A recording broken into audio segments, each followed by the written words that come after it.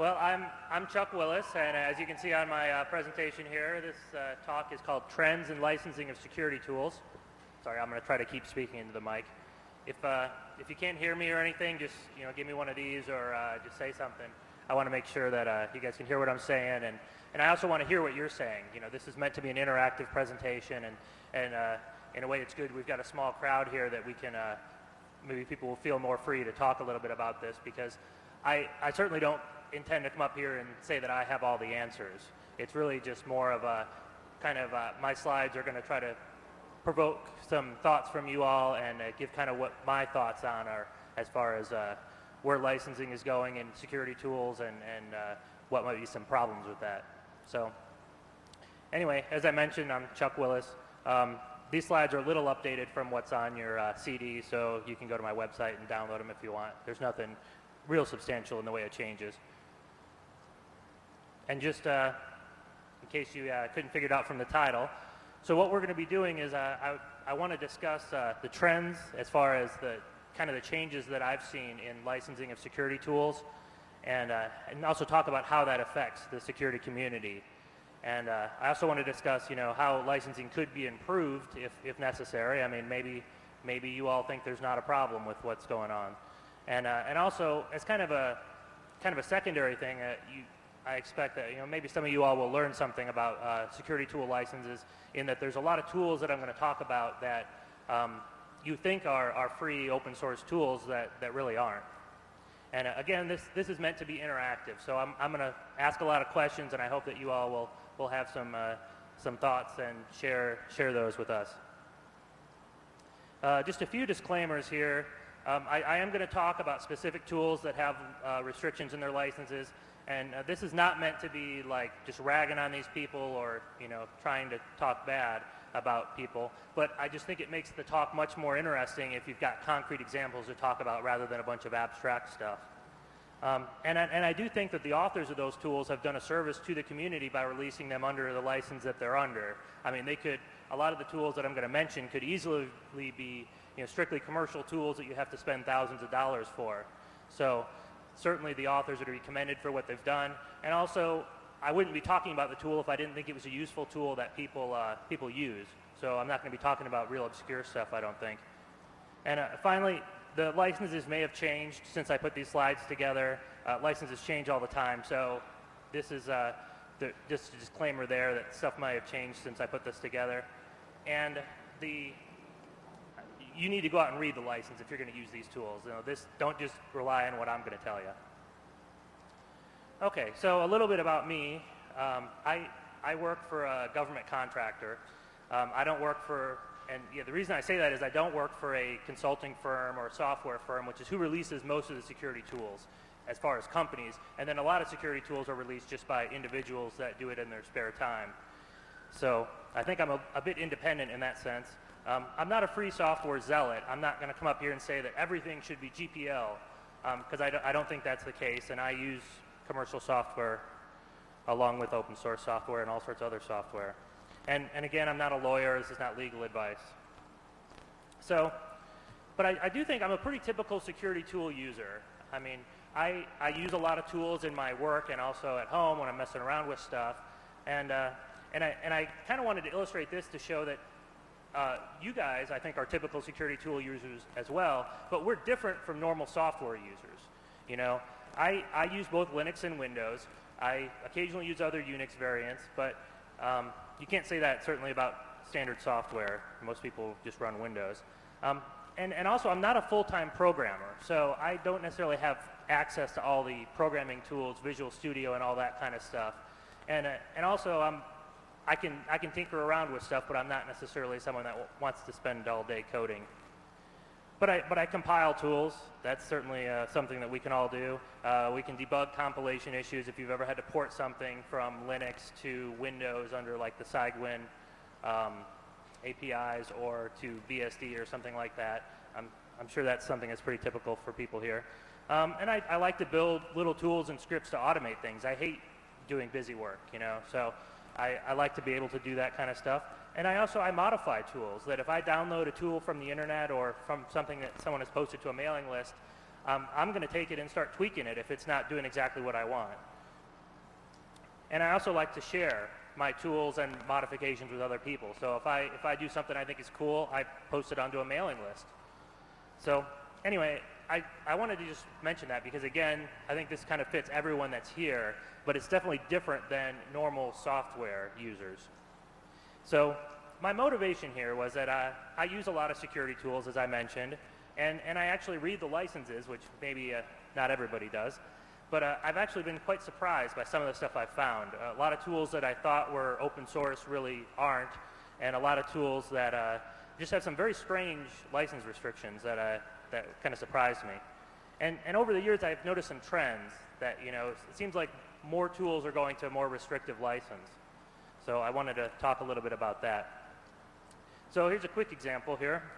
And so SensePost's WIC2 tool, it's a Windows version of NIC2 kind of. It's got some other features actually that is built onto the NIC2, does some recursion, and it's also connects in with the Google APIs and all that. So anyone here use that tool, find it useful? Yes, no? Okay, good. Are any of the contributors here? I definitely know they're here at the conference. I sat in on SensePost's talk earlier. I don't see any of them in the room here. Well, you're lucky they're not in the room, because if you look at the license for WIC2, you'll see that it starts off with the full GPL license, and then it adds this extra restriction that basically if you find the software useful, you're supposed to buy them a drink. So I expect you all to go out and find them after the session's over and make sure you live up to that. Excuse me? WIC2, it's a web application scanner, web server scanner. So, and just in case anyone was wondering, I don't think that's enforceable, but I'm not a lawyer, so you'll have to talk to your legal about that. Well, it certainly is a violation of the GPL in the sense of, well, it's not a violation of the GPL, but it's not the GPL. You can't say that something is GPL and then add extra restrictions onto it. I don't think the two really match. But if you notice the wording there, it says, you know, it's kind of vague in the wording too. So to be honest, it's probably a joke. So I don't think they actually expect anyone to do that. But it's just one of those little nuggets that you'll see sometimes in reading licenses. So just a little bit about the scope. That the main thing I'm interested in when I'm talking about these licenses is being able to use the tool for what I want to do and perhaps modify the tool and be able to, you know, send those modifications to other people. So in particular, I'm not trying to take someone else's tool and build my own tool that I want to sell and make $1 million for. That's much more difficult as far as licensing. Obviously, GPL restricts that in a lot of ways. The BSD license or other licenses like that can allow that, but that's kind of a different issue for me. So that's what we're going to talk about. So let's start off with the trends that I've noticed. And there's quite a few of them here, but there's two kind of overwhelming ones that we start off with. And the first one is that there's a lot of great open source tools out there that are under an OSI certified license. That would be usually the GPL or a BSD license. And y'all can read the list. I'm sure you've heard about and used a lot of these tools, you know, the Nmap and Ethereal. And the Metasploit framework is written in Perl. Almost all tools that are written in Perl are released under Perl's license, the artistic license, which is basically, you know, it's an open source license, OSI certified. So I think these people deserve a lot of credit for what they've done. And everyone who's written open source software, contributed to open source software, that they've done a lot of great service for the community here. And I just wanted to say this up front to make so that when I start talking about all the other tools later, that it doesn't sound like, you know, everything's a problem. There's certainly a lot of great, truly open source software out there. But I do see that more security tools are strictly commercial. And when I say strictly commercial, I say that basically if you want to use the tool, you've got to pay money. They may have some sort of free version that allows you to download it and try it out for 30 days or on a certain number of IP addresses or something. But for the most part, it's a commercial tool. And unfortunately, those commercial tools restrict many of the things that security tool users want to do. And that's really one of the things we're going to talk about for this session is a lot of those restrictions. And so I guess I'll just kind of throw the question out there. Is there a place for commercial security tools? Do you guys think yes, no? Shake your head. A lot of blank stares. Well, I do. I don't, like I said, I'm not an open free software zealot. I think that there's a place for commercial security tools, especially when there's not an open source equivalent. If people are willing to pay money for it, then that makes sense. But my other question would be, should commercial security tools be licensed differently from other software? Yes or no? Again, more blank stares. And I think definitely yes. I think commercial security tool users are much different than other tool users or other software users. So I think that the license can allow the kind of things that we want to do. And some tools do have pretty less restrictive licenses. IDA Pro, for example, allows you to reverse engineer it, which is kind of funny because it's a reverse engineering tool. But I guess they kind of saw that that was kind of something that a lot of commercial software doesn't allow you to do. And also, if you look at some of the vulnerability penetration testing tools like Core Impact or Canvas, that those are commercial software that you have to pay for, but they come with all the source code. So you can go ahead and modify the tool if you want to, which is a nice thing, and it's certainly something that security tool users want to do. And the other kind of overarching theme that I've seen is that a lot of tools are released with what I call a custom license, which is basically somewhere between commercial and open source. So it permits some uses without cost. Usually it means that if it's for personal use or for non-commercial use, it'll say you can use it. But it usually requires either payment or something like that for something else. And it restricts some of the other things that we want to do that we'll get into later. And that's really what I'll talk about for the rest of this session is those restrictions and tools that have them. And just as kind of an aside, that many of these tools that are kind of somewhere between open source and commercial are released by companies and not individuals. And that's because the companies have put money into developing this tool, and they want to use it. Either they're going to sell it to people, or they want people to know that it came from them, that they don't want other people releasing modified versions of the tool and that sort of thing. Yes? A bait and lure? How do you mean that?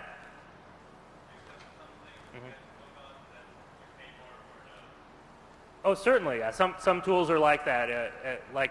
They'll have a more restricted version that maybe only works for up to a certain number of IP addresses or whatever. And even if you look at something like Nessus, which I'll get into more a little later, Nessus is a great vulnerability scanner, but it doesn't necessarily scale real well. And one of the things that Tenable, the company that is pretty much in charge of Nessus now, that they have some like web interfaces and other consoles that they'll sell you that allow you to manage Nessus scanners. So yeah, certainly it is part of it. It's really marketing is what it comes down to a large extent, that a lot of these companies, the consulting type companies, they release free tools because they want to draw people to their website and be able to then sell them consulting services and software and all that sort of stuff. Okay, so now let's get a little bit more into the specifics. And the first one is just basically that sometimes you have to pay to use these tools. And usually these are tools, like I said, that can be used for free in some situations, and then in other situations you've got to pay. And sometimes the license will say that the tool is for like personal use or non-commercial use, but it doesn't say anything about if you want to use it commercially, how to buy it or how much it costs, and there's no information on their website or anything. And that is very confusing for users. That it kind of, to me, it's like if you want to charge money or you don't want people to use your software for commercial use, you should make it easy for them to stay within the law. You should make it easy for them to buy the software if they want to buy it. And so that's kind of confusing. And also, here's some examples of that, and you can read through those. THC's Are You There and is a tool that requires permission. It doesn't, you don't have to pay for it, but it does require permission. And I lump payment and permission together because I kind of think that if you require permission for people to use it for commercial use, then you're kind of leading up to maybe you're going to start charging for it later. And it really comes down to the same issues. Foundstone's free tools are that way, that their license says it's for personal and non-commercial use, but it doesn't say anything about how to purchase it for commercial use. The registered plugins for Nessus and also the VRT certified rules for Snort are that way as well, that you need to register in order to be able to download these. Both of them use very similar business models in that the rules will be about 5 days out of date if you're going to use the free of cost version. And then if you want to pay You know, I think it's for Nessus it's like $1,200 a year. I don't know for Snort how much it costs to buy the immediate download, so that, you know, as soon as a new rule comes out, you can get it. And then another tool is HTTP print, which is just a neat little web server fingerprinting tool.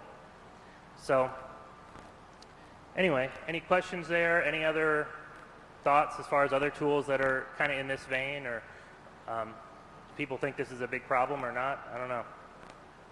Yeah, go ahead.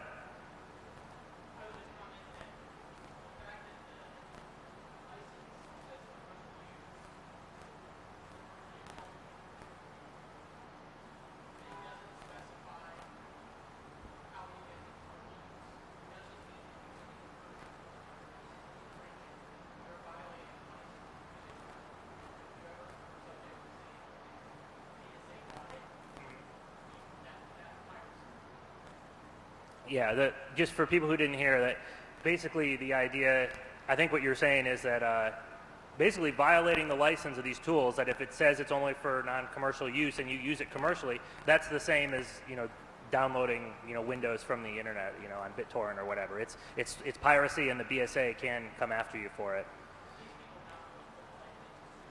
Mm-hmm. Right, exactly. And that kind of illustrates why I put this whole thing together, is that, you know, in my job, I was downloading a lot of tools, and I wanted to make sure that we were following the license. I didn't want to get my employer or our customers in trouble. So, yeah, it's definitely one of those things that you need to be paying attention to the licenses of the tools that you're using. Okay. Another feature that I've seen in a lot of licenses is that more of them are restricting redistribution. And basically, that means that you can only get the tool from the author, that, you know, you can only download the tool from their website, which is fine, I guess, until the author disappears. You know, if it's a company and it, you know, goes bankrupt, or if the author unfortunately dies or decides he doesn't want to deal with it anymore, it makes it difficult that, you know, maybe a friend of yours has a copy of the tool, but then the license says you can't redistribute it. So it's one of those things that's it's kind of a gray area. It'd be nice if people would put in their license that, you know, if you're going to restrict redistribution, you know, allow it if the case is that people can't find it from you anymore. And just some examples of those as far as tools that you might have used. The sysinternals tools are a lot of like little Windows tools that will show you processes that are running in that. People use them in incident response. NetStumbler actually restricts redistribution. And then, again, the Foundstone tools, and Nessus and Snort plugins. So that's the next thing that I've seen a lot of is tools that restrict or prohibit modification and reverse engineering. And that's really, it's a problem because it prevents us from being able to fix the tool. That, you know, especially if the tools like Nessus, the Nessus plugins restrict modification, but it's just a script. You know, you've got the source code right there. You could easily go in there and fix things if you wanted to, but the license doesn't allow you to. And some other examples of that: Cane Enable, and also the Foundstone tools again, and NetStumbler. This is, like you can see, mostly an issue with Windows tools. That, you know, if you don't have the source code, it makes it difficult. But some of them, like I said, Nessus, it is still an issue. And that's kind of the next issue, is that a lot of tools don't come with the source code. So if you don't have the source code, it makes it very difficult to make any changes. And it's not a license issue in the sense of it's not in the license, but usually these tools that don't come with source code also have a license that restrict redistribution or restrict modification. So it's pretty much the same issue again. And without the source code, it's very difficult to make modifications to the tool and improve the tools, try to fix them ourselves. You know, a lot of times if you're using a tool on a client site and something's being buggy, or you're seeing that the output is weird and you want to be able to try to fix it, you know, you can't do that if you don't have the source code. And also the source code is valuable just for learning purposes, that if you want to learn how this tool is working and how, you know, what kind of protocols it's using, especially if it's some sort of like a vulnerability scanner or a pen testing tool, you want to know, well, you know, how is it connecting to the remote system? What exactly responses are we getting back? Maybe try to weed out some false positives and that sort of thing. Well, that's very difficult if you don't have the source code to know, you know, what the thing is doing. And obviously source code is also necessary if you want to port it to another platform. So if you've got a Windows tool that's running standard C++ compiled program, then, well, you've got to want to port that over to Linux, then that's really not possible without the source code.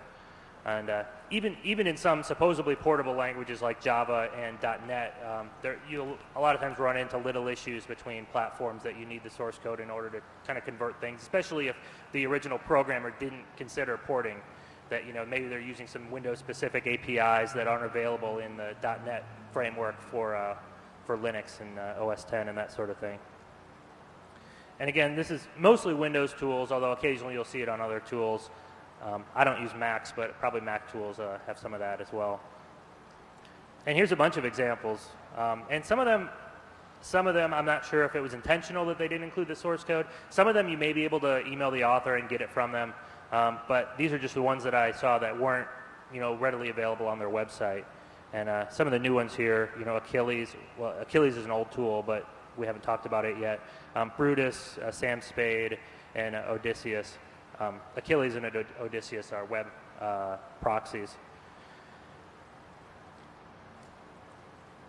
And there's actually a couple tools, fortunately only 2 so far, that require credit in the consulting reports. So if you use THC AMAP or THC Hydra as part of a penetration test or other sort of commercial consulting assessment that you're doing, there's actually a clause in the license that you have to give them credit in the consulting report.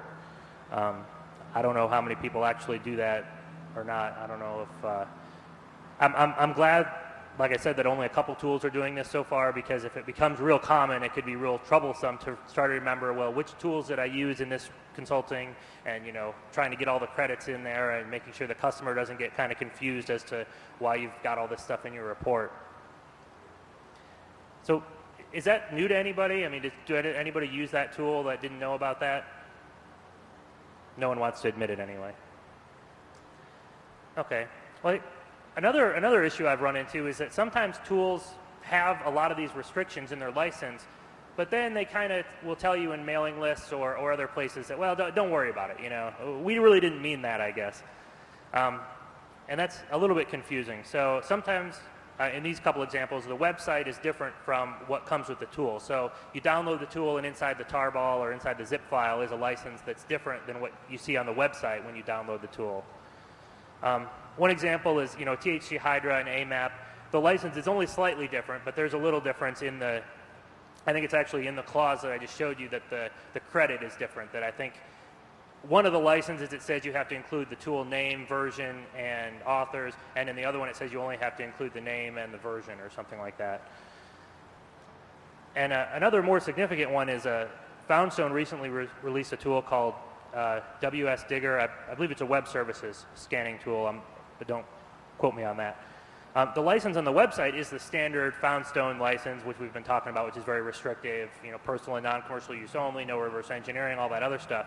But when you download the tool, inside the tool distribution is the Apache 2.0 license, which is an open source license, which allows you to do all those things that we want to do.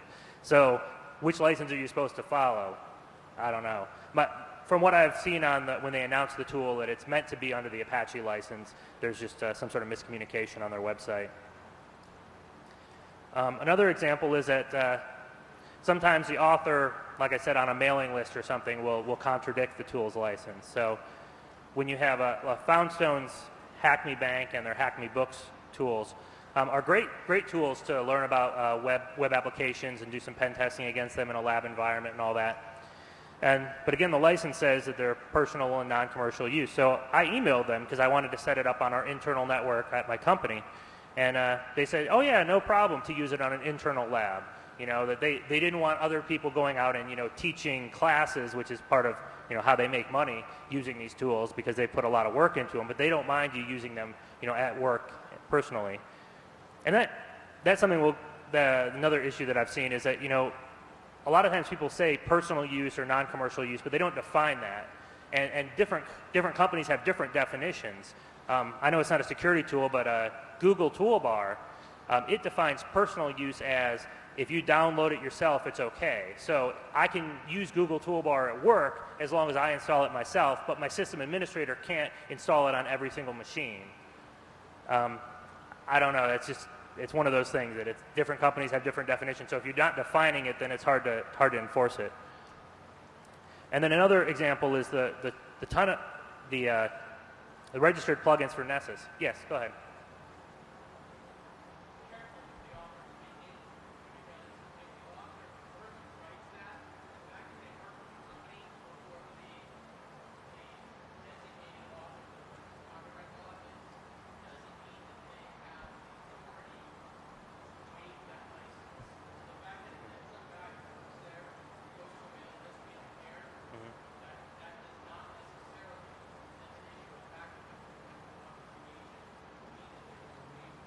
Right. Right. Yeah, that's a good point. For if you guys didn't hear, he basically said that if, like the Foundstone tools, that they were written by people at Foundstone, but Foundstone owns the copyright. They're the copyright holder for those tools, so they decide the license. And the authors of those tools don't necessarily have the authority from their employer to waive that license or change the license. So you need to be aware of that as far as who actually owns the tool and are you actually getting permission from the right people. The registered plugins for Nessus is another tool that's a little strange because the license is very restrictive. It doesn't allow you to change the plugins or reverse engineer the plugins, which is a bit strange because there's some problems with their plugins. You know, they always have problems with false positives or typos in the descriptions and that. And nothing bad. It's just they've got 6,000 of the things. So inevitably there's going to be problems that show up. And they frequently have problems with versions of services that they're scanning. That, you know, when a new version comes out, they're going to give you back something strange that it's not expecting. So anyway, the license prevents you from making those changes yourself or distributing them. But on the mailing lists, the owner of Tenables, which I think is authorized to make this statement, said, "Oh yeah, no problem. You know, you can make changes to the plugins and you can post it back to the Nessus mailing list so that other people can see them." So that's another one of those things where it's like, well, who do you really follow? I mean, I would guess that, you know, if they've said that publicly, and I know people have done that and no one's gotten sued, so it's probably okay. But it's just a little confusing for the users that they really should straighten that out. And the other really big issue that I've seen is a lot of tools just don't have a license, that they are, you know, you just can't find it. And maybe it's I don't know. There may be, you know, some of these that I'm going to mention, maybe the tools maybe the license is in the tool distribution, it's just hard to find. I have seen ones where the binary that gets compiled or is distributed doesn't have any license at all associated with it, but if you look at like the comments in the source code files, it'll say, you know, this tool is under the GPL or this tool is under whatever license, which is really not sufficient. You're supposed to include the full GPL in there rather than just saying it's supposed to be supposed to be under the GPL. And then sometimes the tool is just not present at all. You know, you just can't find it. And this is also a big problem if you can't figure out who the author was. If, you know, maybe you've got an email address that doesn't work anymore or something like that. So then it's kind of like, who knows? And then the other thing is that a lot of times if there is a license, it might be there, but it's pretty incomplete. That it just basically says something real simple like, oh, use it for whatever you want or something like that. Well, that isn't really a full license in the sense of it doesn't talk about all the different things that we want to be able to do with tools and give us permission for it. Again, I'm not a lawyer, but my understanding of copyright law is that pretty much if the license doesn't say you can do it, then you're not supposed to do it.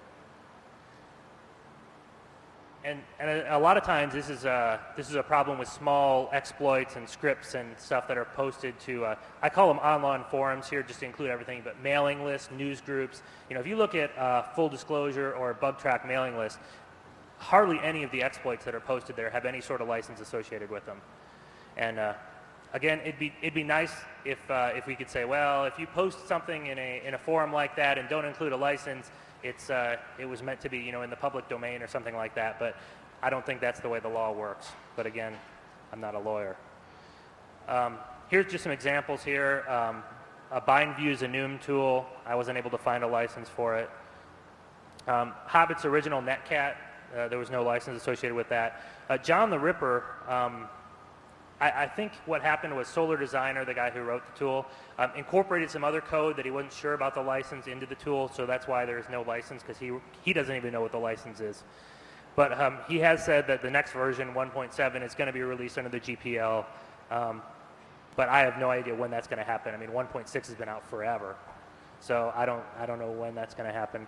And some other tools that I saw on SQLsecurity.com has a lot of SQL tools that I didn't see any license for, and some other ones that we've already talked about. So, okay, where are we at in time? Okay, we're in good shape. So, do you guys agree that this exists? You know, I've talked a lot about, you know, I think more tools are going to this kind of more restrictive licenses. Do you guys agree, disagree? What's your thoughts? Yes, no? Yeah, go ahead.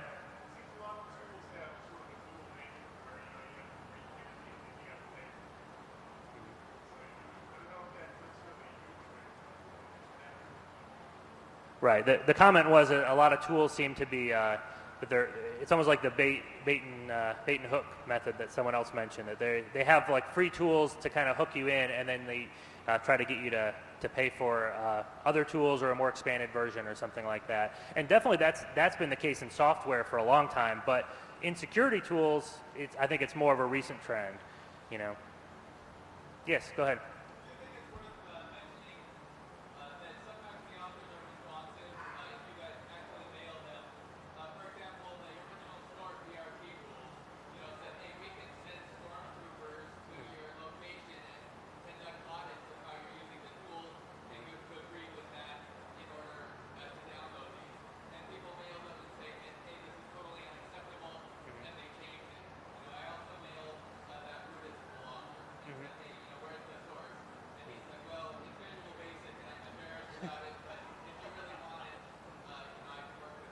Yeah. So I think it's important to know, these license issues are important, and I think bringing these to the author's attention and showing them that you really care, we've seen many cases where that's had a positive effect.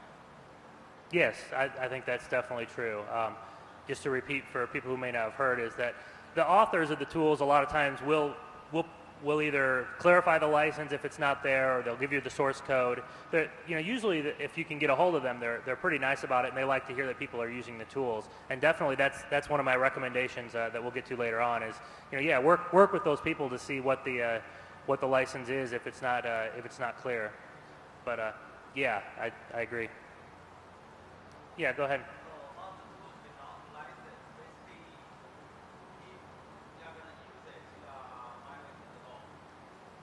I am not a lawyer. I don't know. I would say no, just offhand, that, again, if someone posts something to full disclosure or bug track with no license attached, I'm assuming he means people can use it for something at least, but I don't know.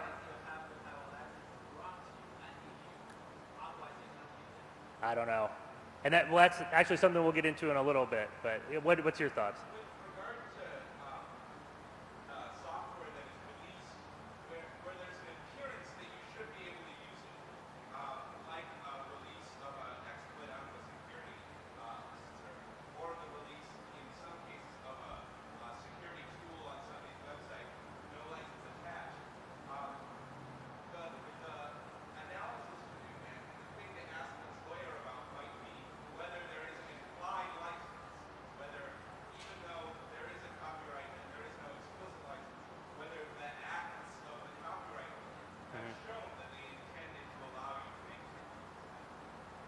Yeah, that's a good point. Just real quick summary was that that there may be an implied license there, that if someone has released a tool where anyone in the world can get to it, either on a mailing list or a website, that you could make the argument that they intended for people to be able to use it for things. Again, talk to your lawyer, and it probably depends a lot on what country you're in.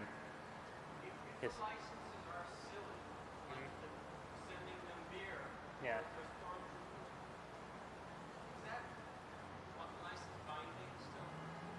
Again, I'm not a lawyer, but my understanding is that a license is similar to a contract, and just because you and I sign a contract doesn't necessarily mean that everything is enforceable. And I don't know all the exact caveats, but I know, for instance, I can't sign a contract saying that I'll be your slave for the rest of my life, that is not a legally enforceable contract. So anyway. Let me move on to another question. So, and I think we kind of covered this, but I'll ask it more specifically is there a problem with this? And we have certainly identified a problem of, if stuff doesn't have a license and it's kind of in limbo, that it'd be good to have some clarification there. But with reference to the other trends that we've seen as far as more tools requiring payments and permission for uses and all that, is that a problem for the security community? Yes? No? Yeah, go ahead.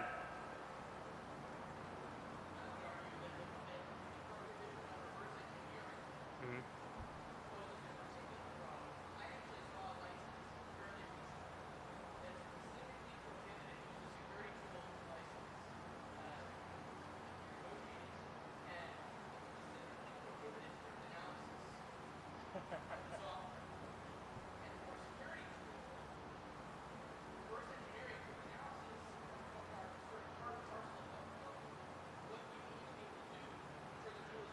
Mm-hmm.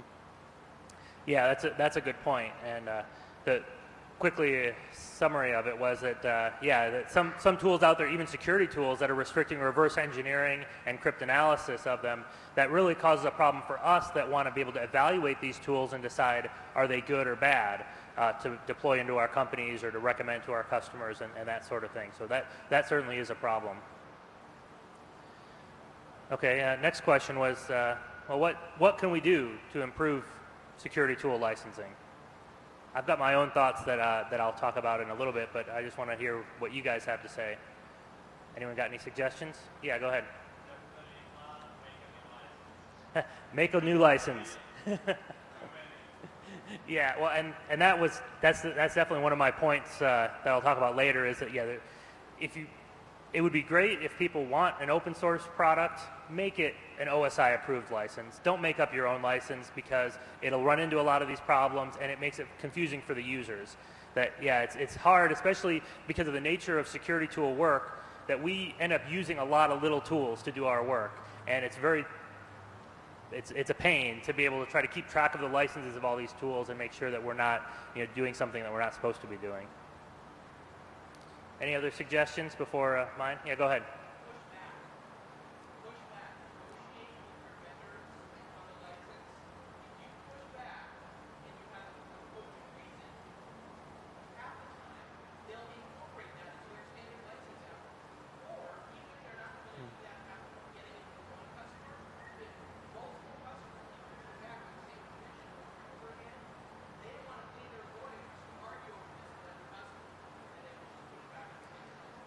Yes, that's definitely a good point.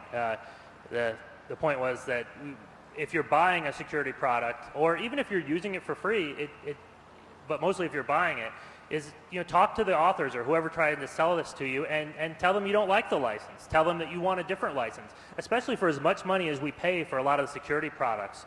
That it's amazing that the kind of restrictions that they want to put on what we can do, and the fact that people just accept them, and just kind of treat it like any other piece of software that they're going to, well, we just got to live with it. Well, no, you don't have to live with it, especially a lot of these smaller companies that are selling these things that, they want your business, and they're willing to make concessions, and especially if they can understand that what they're trying to restrict is really not, it's restricting what we want to do with the tools. And it really comes down to, I think, don't treat your users like criminals.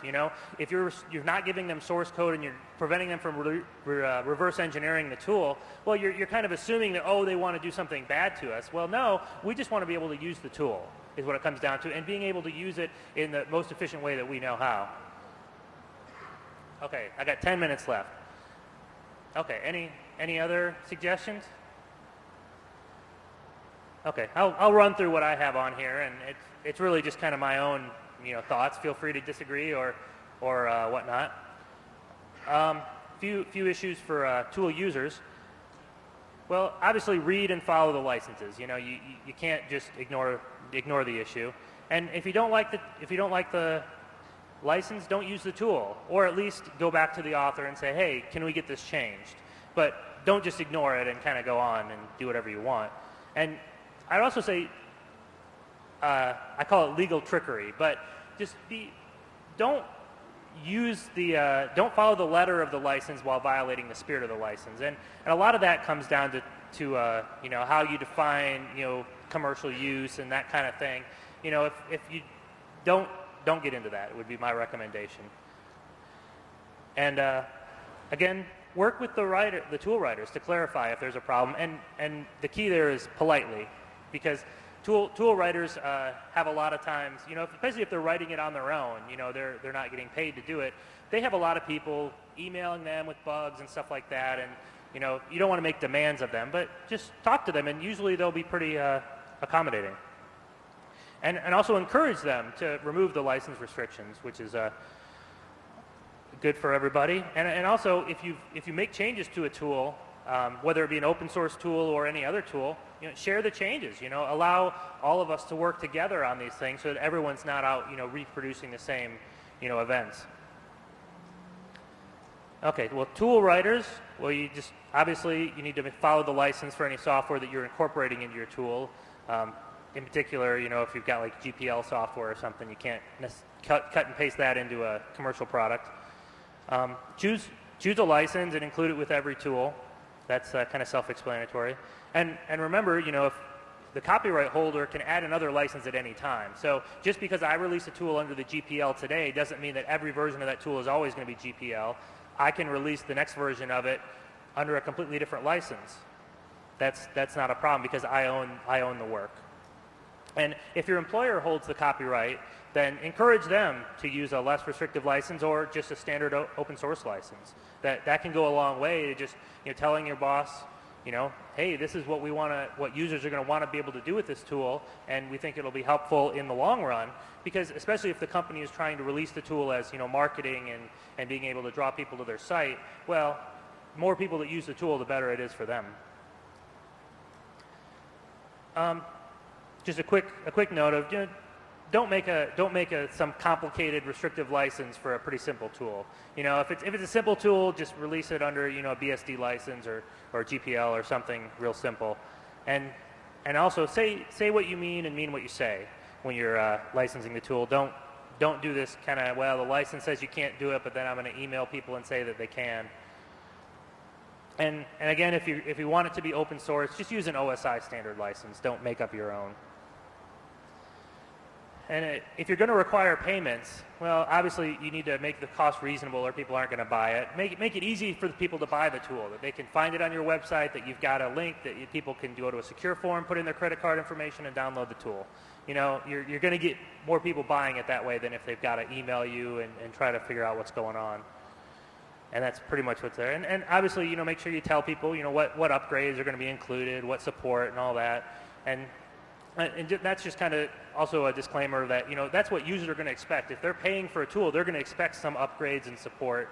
And also consider bundling perhaps the tool with other tools or other authors, because sometimes people will release a, you know, little small tool that's kind of useful, and they'll say, oh, it's, you know, $5 or something. Well, $5 is nothing as far as payment, but it's a huge pain in the butt for people that work at a large company or work in the government, because there's a lot of paperwork that goes into buying tools or buying anything. So if you're going to make it one of those kind of real cheap tools, then maybe bundle it with some other stuff so that people can buy it more easily.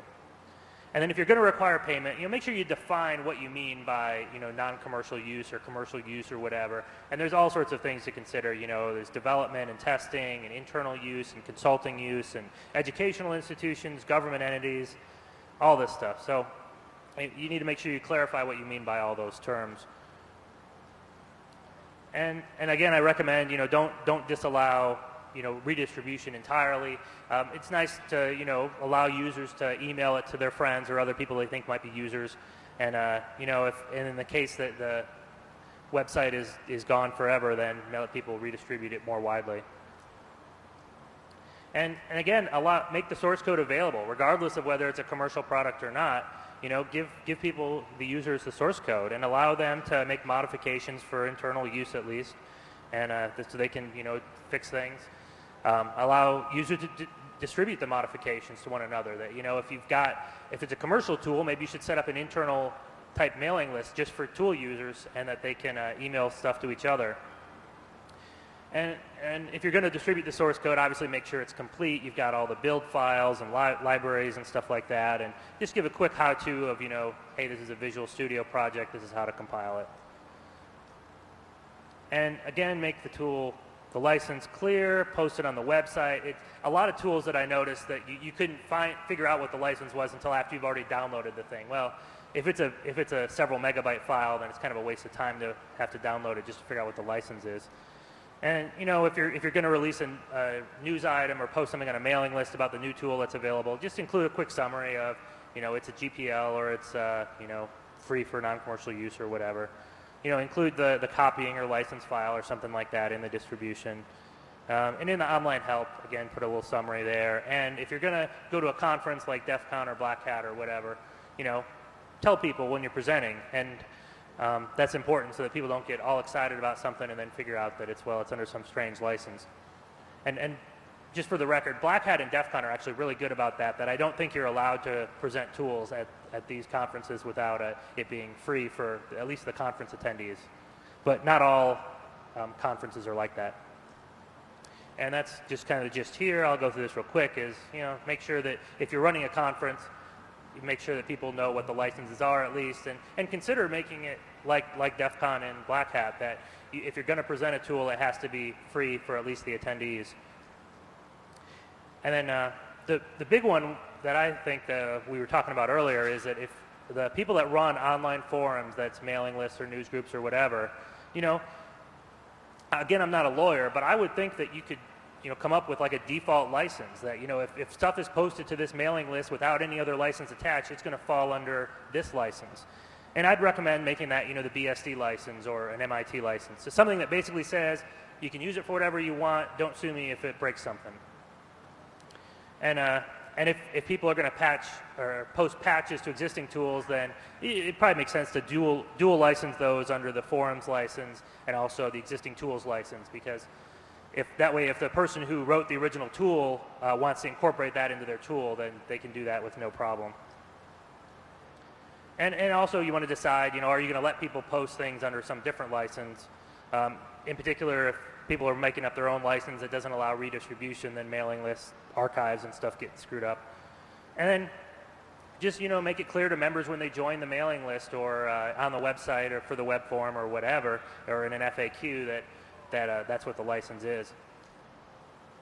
So that's all I have. Yes, go ahead.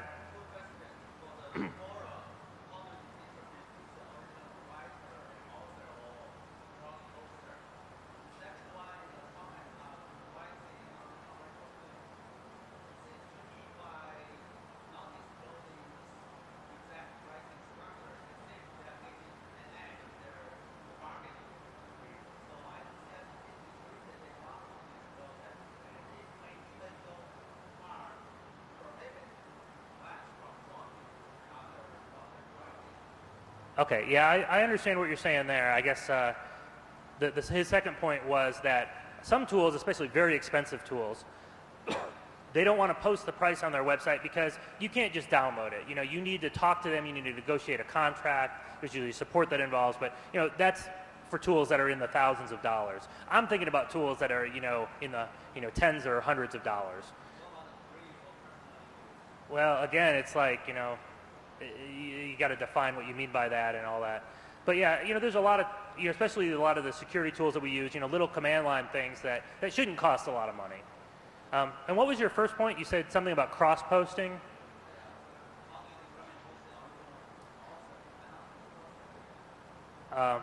Yeah, how do you determine who the original author is?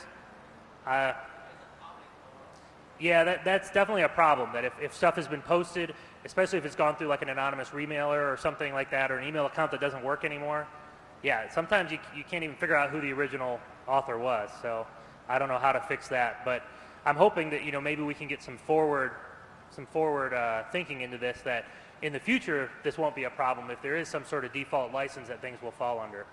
But again, I'm assuming that can be done. I'm not a lawyer, so I don't know. Any other comments or questions? We got a couple. We're done. Okay. Okay, well, thanks. If anyone else has any comments, see me.